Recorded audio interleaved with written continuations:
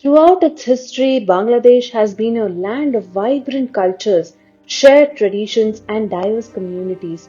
Yet, beneath this colorful tapestry lies the story of communities that have faced persistent challenges.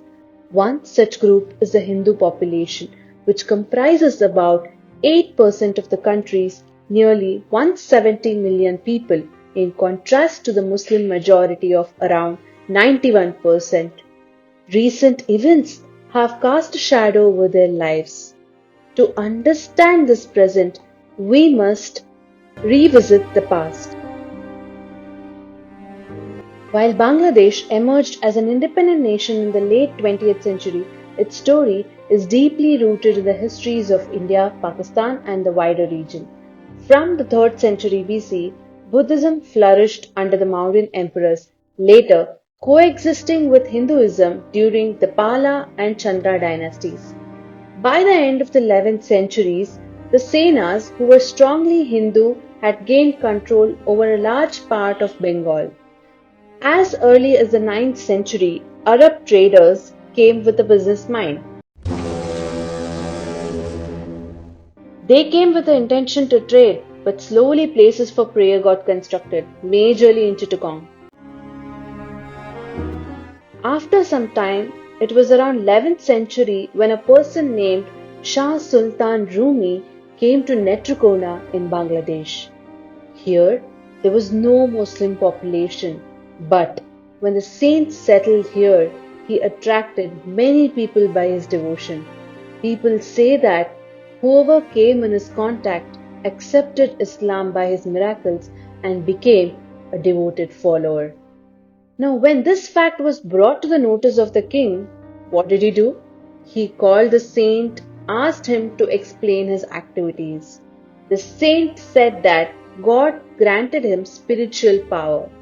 Upon listening to this, the king then ordered poison to be served to the saint, and the saint took it. The king, to his great surprise, found that the saint was safe and free from danger. After this, what did the king do? The king granted the saint village of Madanpur free of rent. What led this? This led to great conversion of people to Islam. Even today, his dargah currently is at Madanpur in the district of Netrokona, Bangladesh. Let's now dive into the roots of Islamization. Did you know that Khilji dynasty was the first Muslim dynasty to rule Bengal? Yes, it was Bhaktiar Khilji from Khilji dynasty who was the major reason for the spread of Islam in Bangladesh.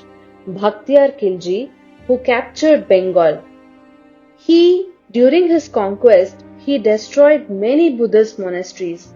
Khilji's campaigns played a role in the geographical expansion of Islam across the Indian subcontinent. His conquests resulted in the establishment of Muslim rule in regions of Bihar as well as Bengal. Now let's see in which dynasty did the Islam rule reach its peak. Yes, your guess is absolutely correct. It was in Mughal dynasty. It was during 16th to 18th century when the Mughal dynasty, when Muslim rule reached its peak. In eastern Bengal, as much of the northern part of the Indian subcontinent, Islam became the religion of the majority.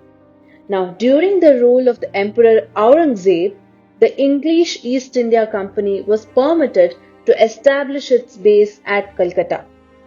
Now, this British gained strength in the region as the Mughal Empire weakened. After 1757 Battle of Plassey, the English East India Company emerged as the dominant political power in Mughal Bengal. Here, Christian missionaries made efforts to spread Christianity, but their influence was minimal compared to the widespread impact of Islamization. When British colonial rule ended in August 1947, we all know that two new countries, India and Pakistan, were born, and Bengal was split between them. West Bengal joined India while East Bengal formed the eastern wing of Pakistan. It was between 1947 and 1971 Bangladeshis fought to preserve their ethnic and cultural identity, especially the right to speak the Bengali language, which at the climax was the bloody war that is the Liberation War of 1971 and the birth of independent Bangladesh. Despite adopting a secular constitution, Bangladesh's path has not been free of struggles. The Hindu community, seen as aligned with the independence movement, faced targeted violence during the liberation conflict and systemic challenges afterward. Over the years, incidents of violence, discrimination have continued. The 1964 East Pakistan riots and the brutal events of 1971 are stark reminders of their plight. Coming back to the current events, during recent Durga Puja, communal violence broke out in Bangladesh, resulting in the vandalization of Hindu temples and shrines, hundreds injured, and dozens of Hindus and Muslims dead. Aside from religious sites, Hindu village homes were burned with cattle and other goods stolen. A lot of painful events of violence against Hindus have taken place during the protest for change in government in Bangladesh during August 2024, including the incidents of murder, looting, and heinous crimes against women. Why does this continue? But why do these incidents keep happening? Despite constitutional guarantees of equal rights for all citizens in Bangladesh, the Hindu community remains vulnerable. The history of Hindus in Bangladesh is one of resilience and courage, but it is also a call to action. While it is commendable that approximately 47 million people raised their voices by posting "All Eyes on Rafah," it's disheartening to see that all eyes are not on Dhaka. If you believe in justice and harmony, please share this video, leave your thoughts in the comments, and subscribe to Itihas Speaks for more untold histories that demand attention.